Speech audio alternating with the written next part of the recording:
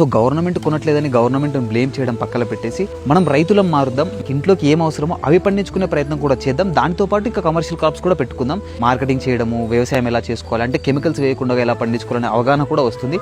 చిన్న మొత్తంలో మీ పొలం 1 ఎకరా ఉంటే 10% అంటే 4 గుంటలు మాత్రమే ప్రకృతి వ్యవసాయం మొదలు పెట్టడానికి ప్రయత్నం చేయండి. మెల్లిమెల్లిగా మీకు ఆ విధానంలో అర్థం చేసుకుని అసలు కెమికల్ వేయకపోతే ఎలా వస్తుంది, కెమికల్ వేస్తే ఎలా వస్తుంది, ఒక చిన్న ప్రయోగం చేసి తర్వాత మీ పొలంలో ఎలా చేసుకుంటే బాగుంటుంది, ఎలాంటి పంటలు వేస్తే మనం మార్కెట్ చేసుకోగలుగుతాం, ఇలాంటి విషయాలను అర్థం చేసుకొని ప్రకృతి వ్యవసాయం మొదలు పెడతారని కోరుకుంటున్నాను. ప్రతి ఒక్క పంటని పండించడానికి ప్రయత్నం చేయండి. ఒక్క గోవు ఉంటే యూరియా, డిఏపి, పురుగు మందులు, ఎరువు మందులు ఇలాంటి కెమికల్స్ అవసరం లేకుండా ఒక్క గోవుతో ప్రకృతి వ్యవసాయం మొదలు పెట్టుకోవచ్చు. మీరు పాలేకర్ గారి తత్వాన్ని అర్థం చేసుకుంటే పంటలు చాలా సునాయాసంగా మనమే పండించుకోవచ్చు. ఒక బుక్ ప్రకృతి వ్యవసాయం ఎలా మొదలు పెట్టాలని ఒక చిన్న బుక్ చదివితే చాలు మనకు నాలెడ్జ్ వచ్చేస్తుంది.